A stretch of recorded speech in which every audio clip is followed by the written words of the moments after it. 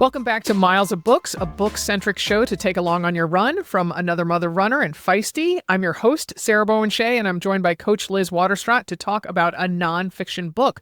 Hello, Liz. It's been a hot minute. Hi, Sarah. I'm so glad to be back. Oh, good. Yes. Particularly important that we roped you back in since you are on both of our shows. So you are integral to the Another Mother Runner family of podcasts. Yes.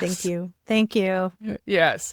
Okay, so I hope people got the memo that now Miles of Books is going to run every week with you and Ellison alternating fiction, nonfiction. So now you and I are going to be talking every other week instead of once a month. So now we will be focusing on a single book in an episode. On rare occasions, we'll talk about two. But today, just one. And in this case, it is The Way of Excellence by Brad Stulberg. So Liz, talk a bit about who Stulberg is, other than a guest on the Another Mother Runner podcast in October 2019. Well, Brad Stulberg, he seems to be a little bit of everywhere. He is a best-selling author. Some of his other titles would be The Practice of Groundedness. I read that one, didn't love it. I did like his next one, Master of Change. And he also wrote the book Peak Performance with, I would call him maybe his BFF, Steve Magnetz, who's also been on the podcast. And I feel like everyone knows Brad's story because he puts it out there often. He was what I would call a jaded McKinsey consultant, kind of like lived that high life and then got a little burned out from it. So now he's a writer. I believe he started his own practice of high performance consulting. And he's also, I think this is more recent, he's on the faculty at the University of Michigan. Wow. All right. So tell us how this book opens. I love the opening of this book. It starts with, when you're at your best, what does it feel like? And so, Sarah, I want you to think about that. When you're at your best, what does it feel like? I feel a certain ease and almost bendiness in my body that makes me just ease into my body, sit back a little bit almost, and just feel that I can be my true, authentic self. And I'm thinking, last night I do a volunteer gig with a nonprofit, and where it involves a home tour in my historic neighborhood, and I write the copy for the tour book. And so I went to meet some homeowners and tour their house and hear about their house and just get the down low on it all.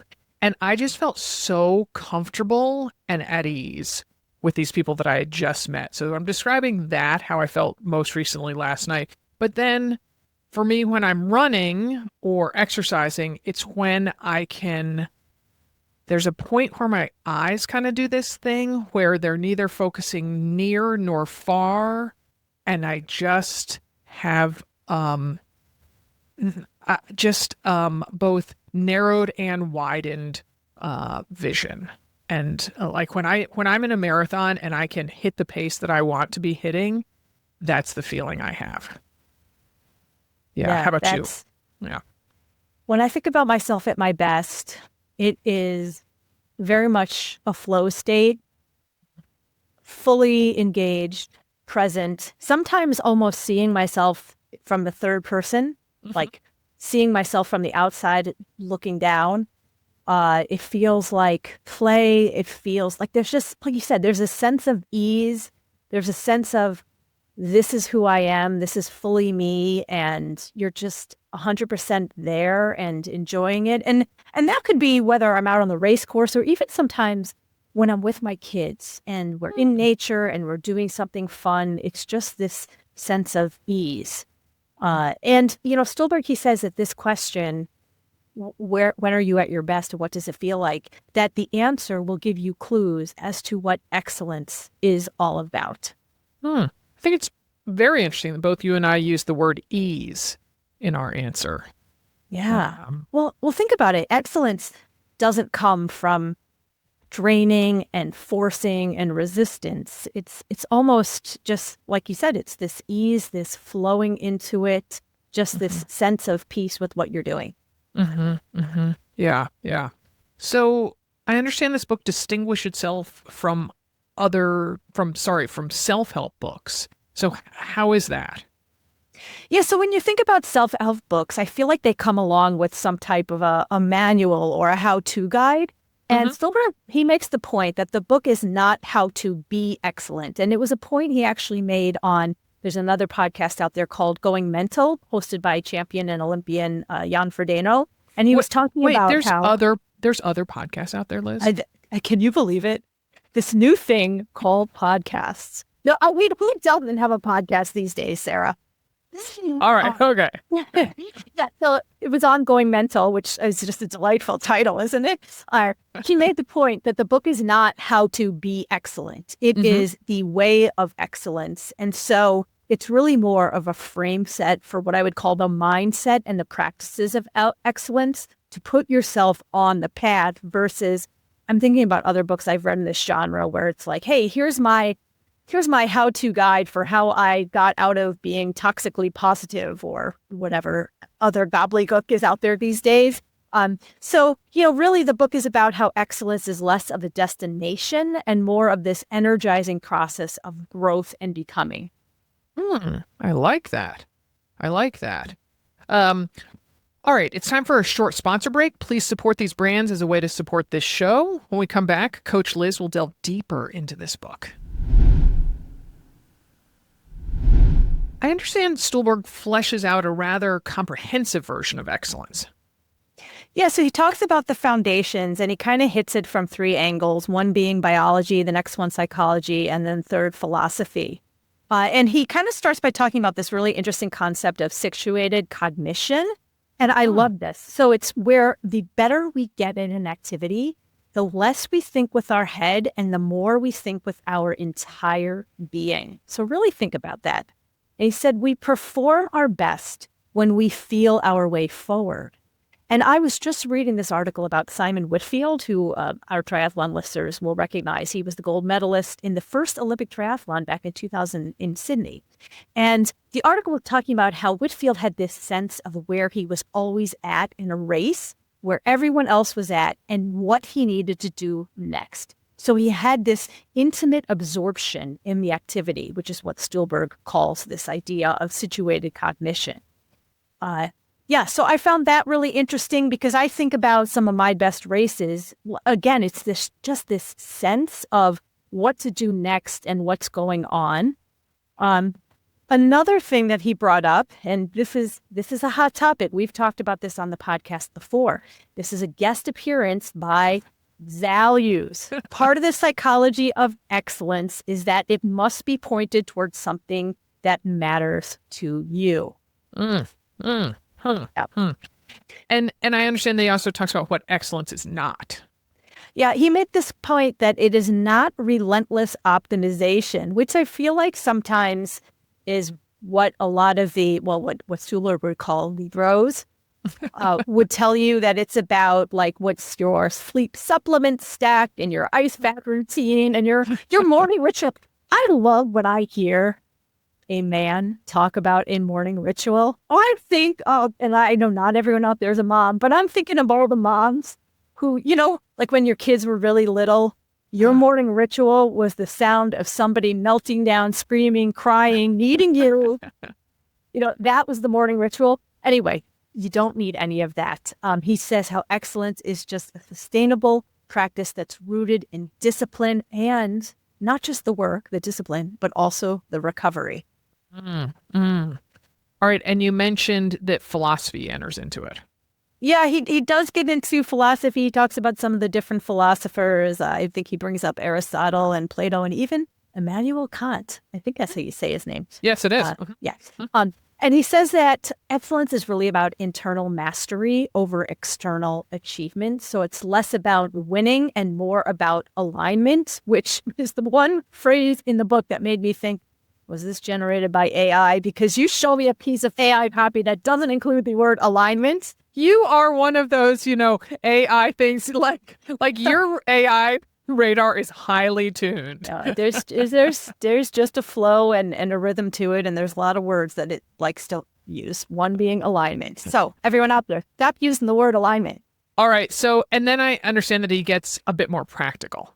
Yeah, so he shifts into, more of the mindsets, the habits, and the practice, which I guess could be a little bit more of the how-to guide. But he says that, excellence, it requires caring. He calls this, I like this, the interplay of quit, fit, and grit. So, yeah, you want to find something that you generally enjoy, that you're also willing to ride the waves, basically ride out the ups and downs. And he said the things you care about are the things that break your heart. And those are the things that give rise to excellence. Do you agree with that? I don't know that I really felt like qualifying for Boston, would break my heart. And running in that way. I'm not so sure about that. Okay, but what if you were training for Boston and along the way you got injured? It would break your heart, wouldn't it?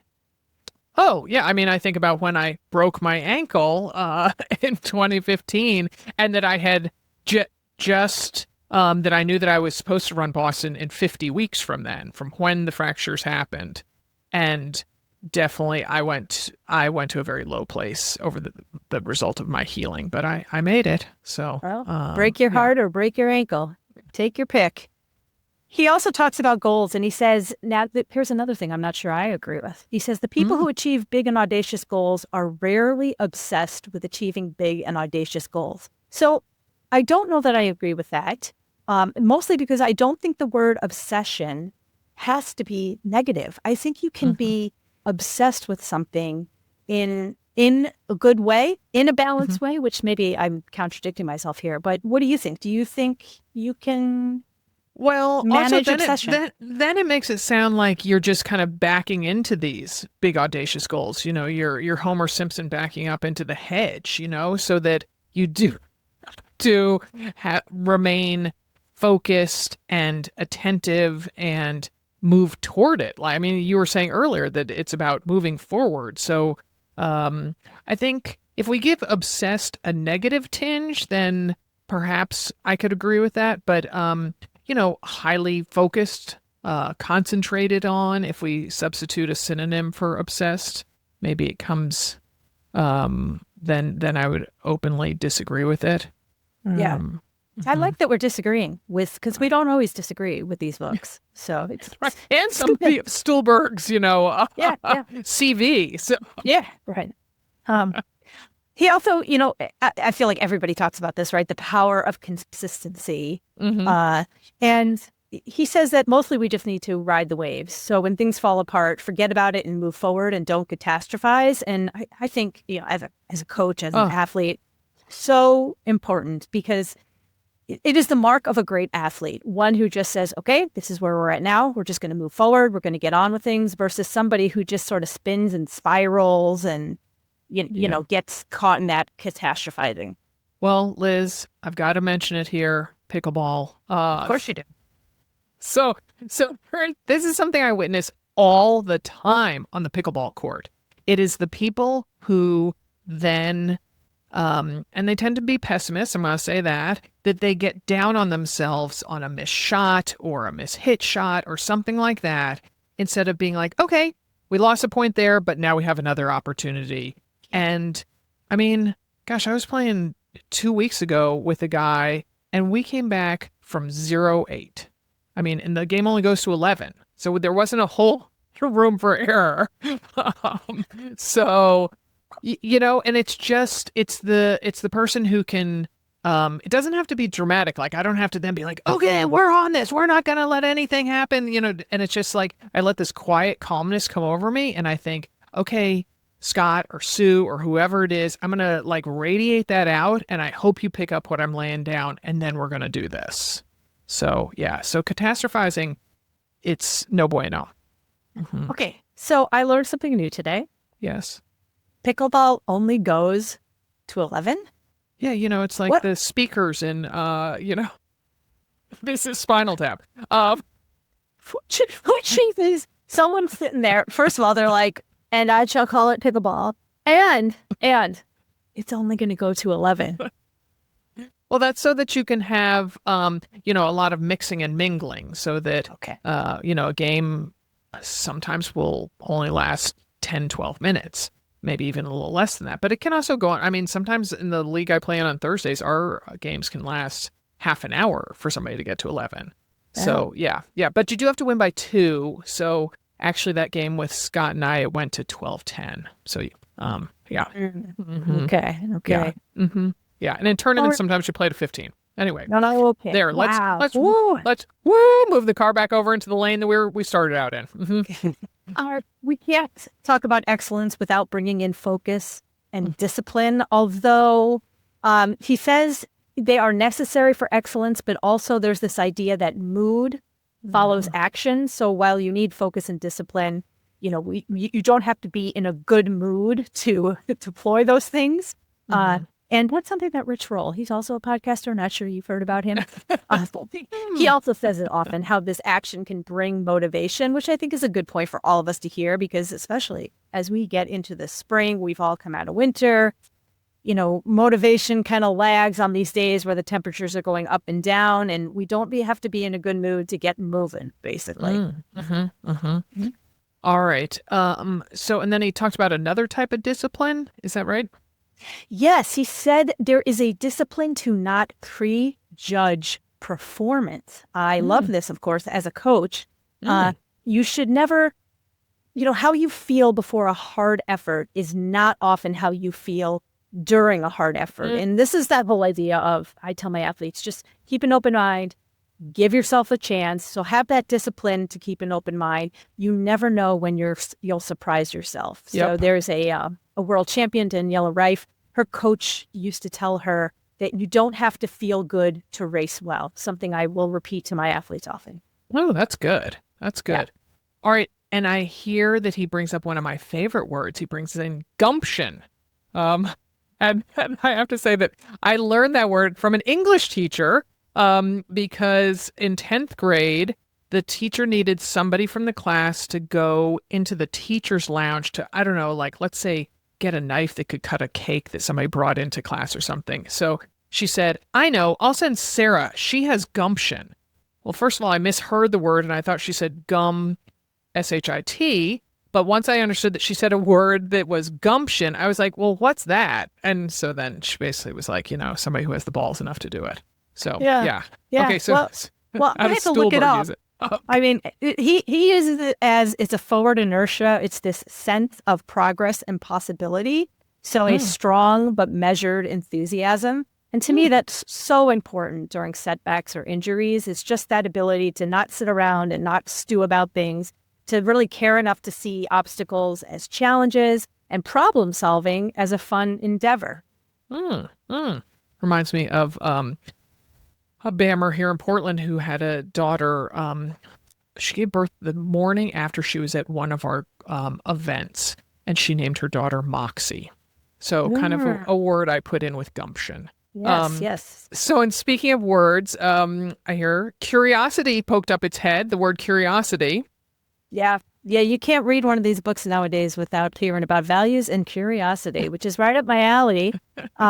So, you know, obviously the ultimate goal with curiosity is learning and growth. And Stulberg, he wove in this quote by Kobe, the late, great Kobe Bryant, who was asked if he loves to win or hates to lose. And Bryant said neither. He plays, I like this so much, he plays to figure things out, to learn, to stay in the moment, to stay connected, and not feel anything other than what's in front of you. Like that right there just sums up the race plan of a great athlete, a successful leader. It's just all right there.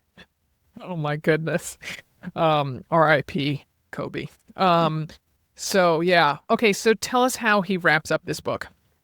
He wraps it up by saying that experience plus reflection equals growth. And I feel like this entire book was a reflection on the process and the framework. So if you deeply engage with it, you'll end up on the path to excellence. I will say this. There's a lot of books being written right now that just aren't very great in this whole, you know, like, and I hate to use the word self-help. It's more personal development. Let's just call it that. The personal development genre. Okay.